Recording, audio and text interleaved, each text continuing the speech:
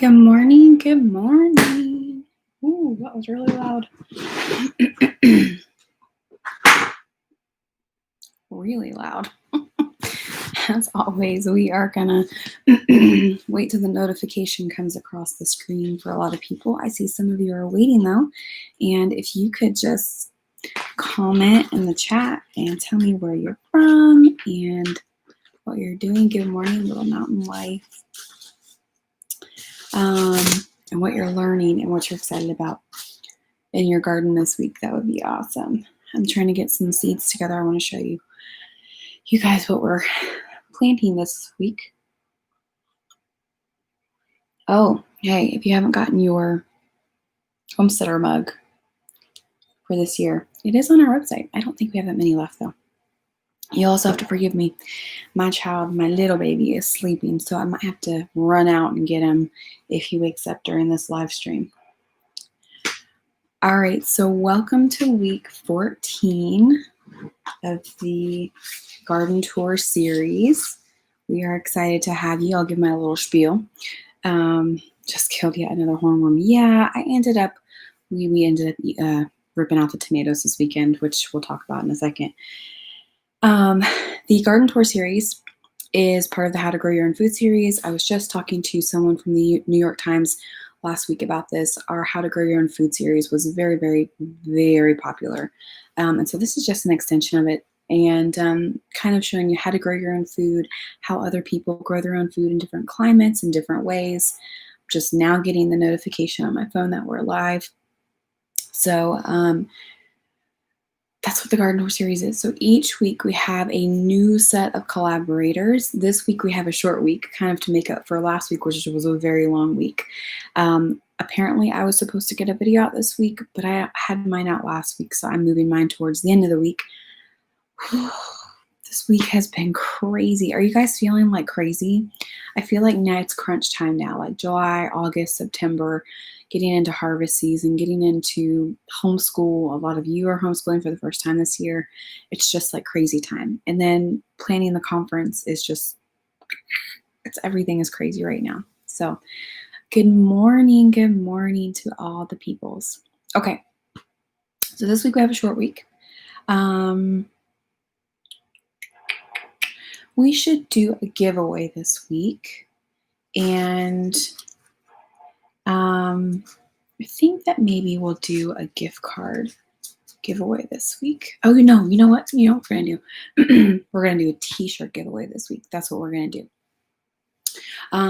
We will give away one of our t-shirts. So your choice of what we have on our website, and then so you can pick your size. You can pick your size and your color and all that jazz. So the rules will be in the description of this video, and we'll talk about it in a second. So let's go through. My phone will stop in a second, I promise. If you guys ever watch me live on my channel, the phone always rings. The phone never stops ringing here. Even people who know that I have live streams at 9 o'clock still call. All right, so let's get to this week's collaborators. This week's collaborators are Farm Life Outfitters. You guys love Farm Life Outfitters. They have such a wonderful family and such a wonderful garden setup, and they are rocking it over there. You want to talk about busy? They are busy now. I will tell you their video is going to be out a little bit later today because they just had some more things that they were doing. They're homesteading too, like hardcore, and providing food for market. So it's going to be a little bit late for them today. Second is Little Mountain Life, who's in the chat with us. He is getting up his video today. He's also here in Virginia. He's not very far from me. And then the Honeystead. She's supposed to have a video out today. She may have forgotten. But we'll see. So those are the 3 collaborators today. So what we're going to do is we're going to give away a t-shirt. I'll go through the giveaway spiel, and then we're going to go over just a little bit of a chat on what we're doing in the fall garden this year. So the rules are in the description. Sorry, I'm like slow today because I'm very tired. The baby's not been sleeping, so we're going to throw that out there. You can go to our website, pick a t-shirt of your choice, and then come back here Watch the 3 collaborators that we have this week. Leave a comment for every video that you watch, what inspired you, what you loved about it, what you learned. And then also leave a comment telling us what shirt you want on our website, and we will get that out to you. What I'll do is I will comment and ask you to send me your information, and then we'll get a t-shirt out to you. Good morning, everyone who's coming in. And so it's that simple. And it's a very short week this week with collaborators. So everyone can do that in order to get a t-shirt. I do owe some people. This is when the work life starts catching up with me. I do owe some people some giveaways, so I'm working on that today once we get through this live stream. So, all right, let's talk about fall gardening, because if there's one thing that you've learned from this collaboration is that different people have very different climates.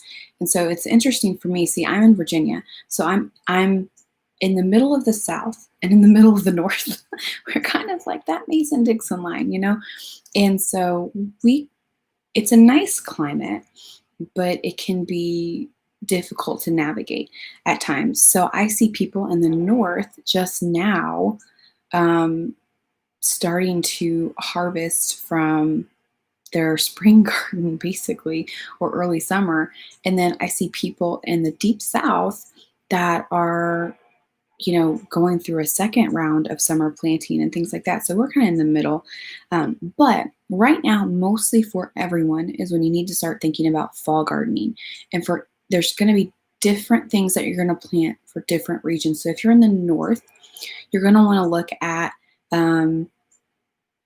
your days. So essentially, so let me give you, I think we have about 70 days left here in Virginia. It might be a little bit less than that. So I'm a little behind on the ball.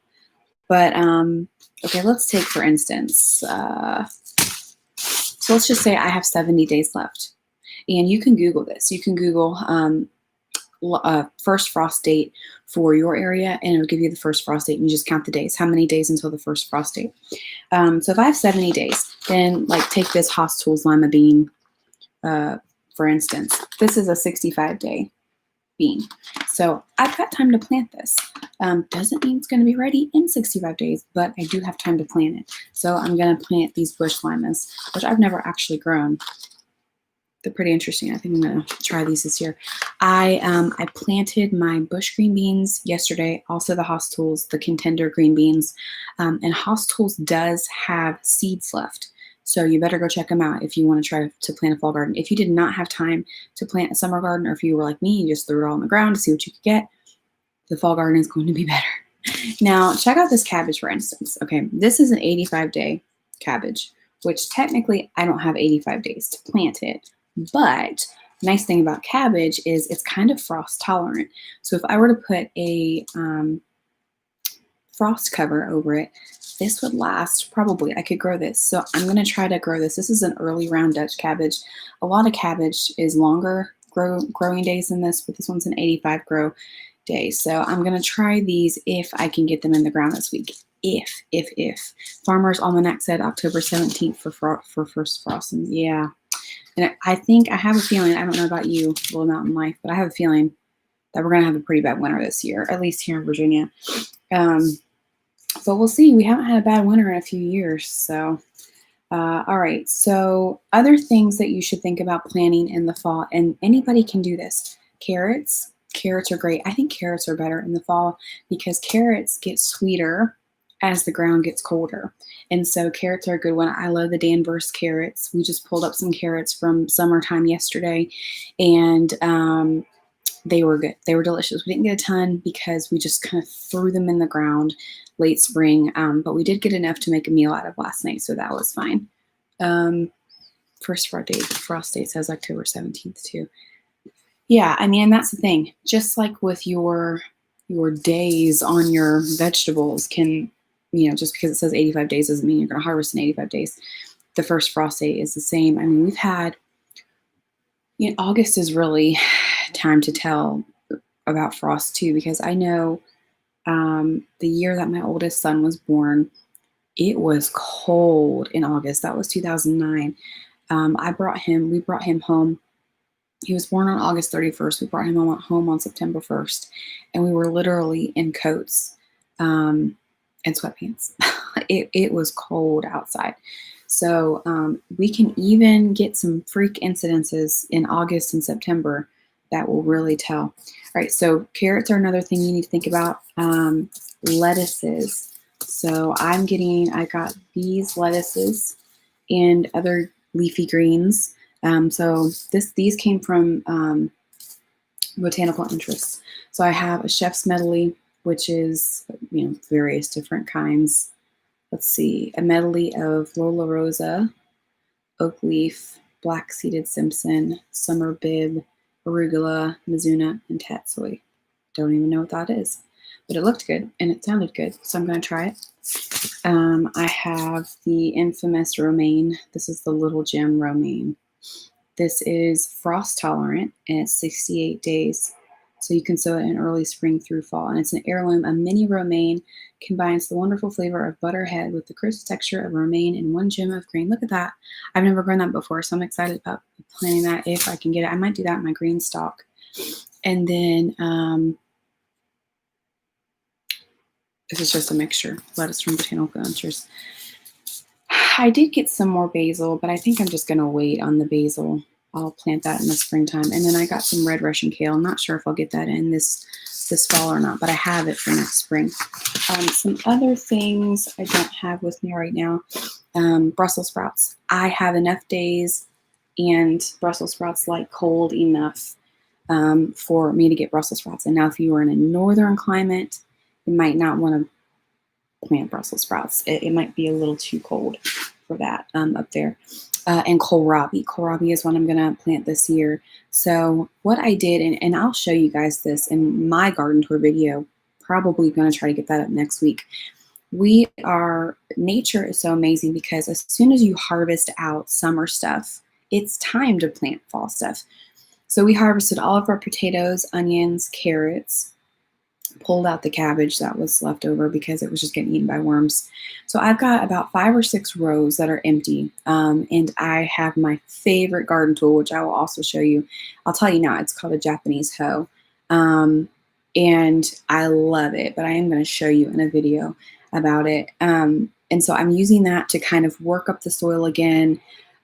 This is our first year on this garden space, so we really have to work this soil because it was a pasture before, and those pasture roots go deep, deep, deep, deep because it's just been cow pasture for so long. So we're going to have to work the ground for at least 2 years, and then we can start doing a more no-till method, putting in permanent beds, putting down our row cover, things like that.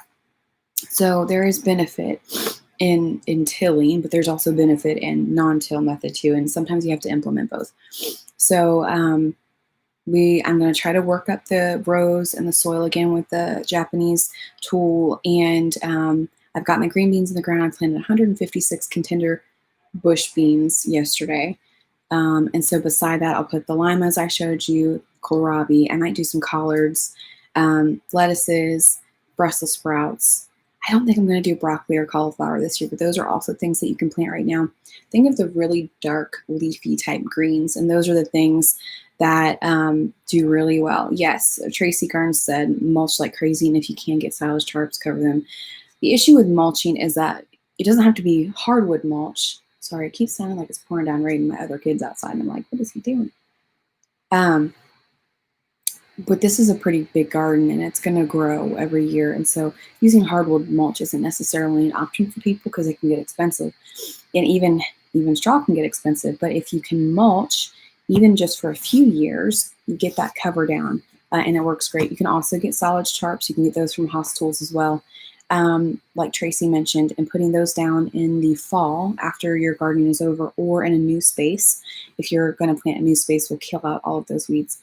The thing that we'll be doing is more than likely turning over the soil completely again this fall after everything is harvested.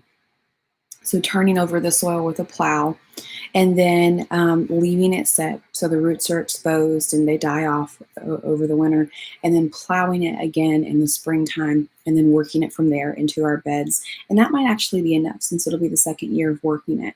And then at that point we can mulch heavily. I have big plans for next spring, since the baby will be older and it'll be a little bit easier.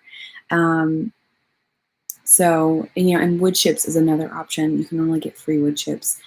Puts great nitrogen back in the soil and all that jazz. So that's what we're planning for fall. I encourage you, even if you didn't have time to get a spring and summer garden in, to plant for fall. I feel like fall gardening is better because I'm biased like that, I guess. Number one, you have cooler temperatures to garden in. You can get really hot weeks with it being the end of summer, but I just love it because it is cooler.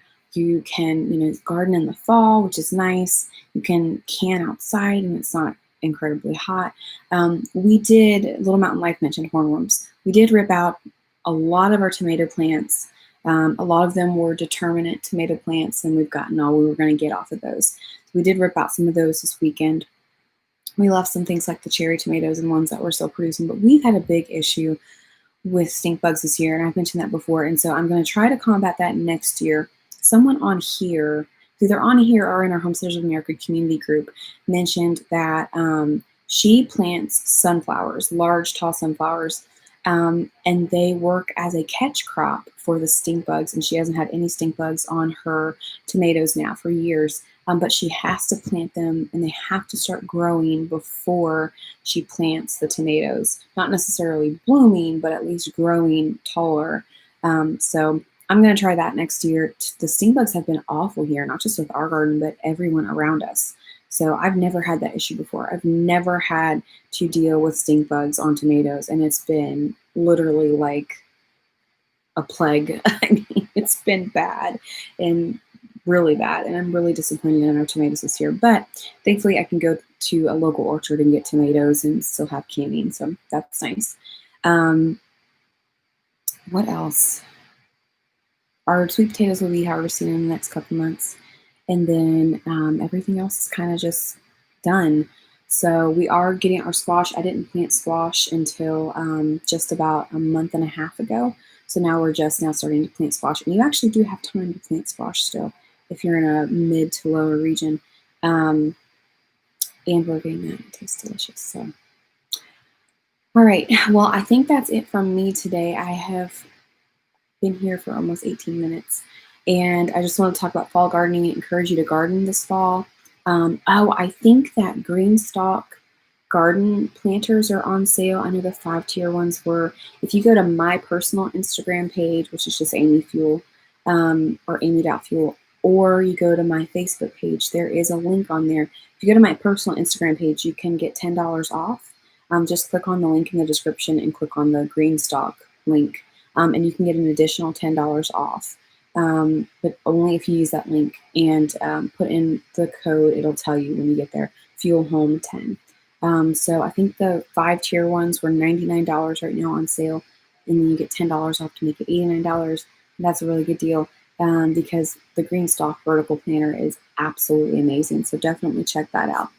And I will try to remember to come back and put it in the description of this video, but can't make any promises. So, all right, guys, thank you for joining me this week. If you want to win a t-shirt this week, make sure you check out the description below. It'll be any t-shirt that you want, just one, on our website, on the HOA website, and then watch all the videos, come back and leave a comment for each one, because every one you do, you have more entries. And then let us know what t-shirt you want in a comment too. All right, guys, thank you for joining me. I'm going to go do mom things and homemaker things now, and I hope you guys have a great day. Happy homesteading.